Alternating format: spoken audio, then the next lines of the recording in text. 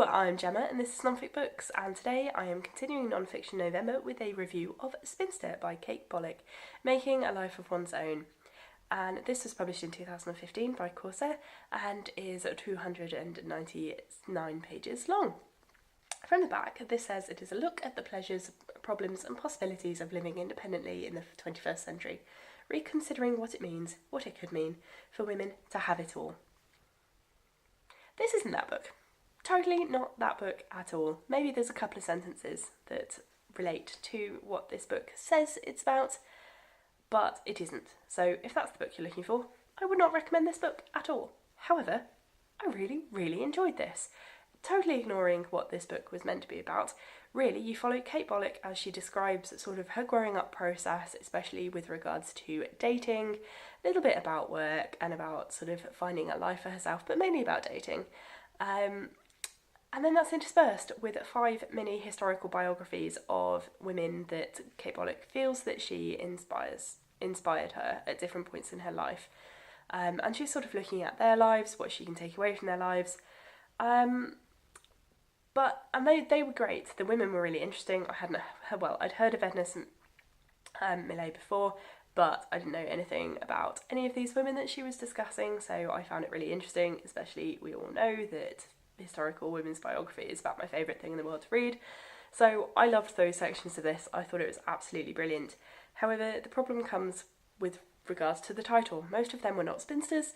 Some of them, 1 or 2 of them were, some happily, some not, some were widowed, some weren't, some were happily married. And yeah, that's where I have a problem with this, and especially Kate Bolick doesn't actually seem happy to be a spinster or to be single, and she's not either. She might not be married, but she currently is with someone and seems to have spent most of her life dating, and at one point was even sort of saying that she can barely go down a street without getting a date, and that her friends have told her to stop serial dating. So this doesn't really exactly sort of sound like the sort of person that should be discussing the idea of what it means to be single these days. Because she does seem to be pretty hung up on dating, and then at the end it suggests that the guy she's currently with could be the one. And yeah, that just doesn't really seem to me to be a reconsidering what it could mean for women to have it all. But her writing is fabulous. I really enjoyed her writing style. I thought the book was very enjoyable to read. I'm not 100% sure I would like her if I met her in person. She seems a bit too sort of determined to focus her personality around other people and things, which I think seems a little bit sad, but I think that's where this book falls down for me. She does not seem comfortable with herself, where she is, and that is quite sad when this book is meant to be sort of about liking where you are and that there are other options rather than just sort of getting married and having babies, if that isn't something that appeals to you.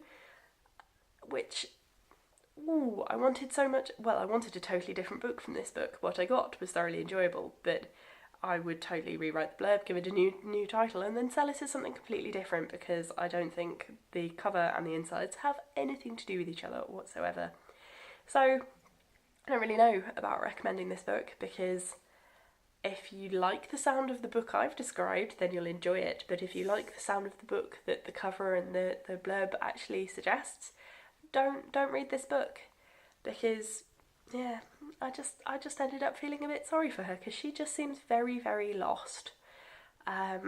So who knows? I mean, obviously she's got a cracking career publishing a book and has worked as a journalist and things like that, but yeah, this book is definitely not great for sort of empowering you and making you feel fantastic about your options if you know you don't want to go down the whole marriage and babies route. I would find something else entirely. If you've read this, because I know a lot of people love it, if you've read it, leave me what you think of it down below and what you had problems with. Did you like her discussions of her own life and not the historical biographies? Because really it's the historical biographies that interested me a lot more than she did. Were you the opposite? Did you like this? Let me know, because I'm really confused, because this book seems so popular and yet I really don't think it does what it says on the tin. So leave me a comment down below and I will see you in a video soon. Bye!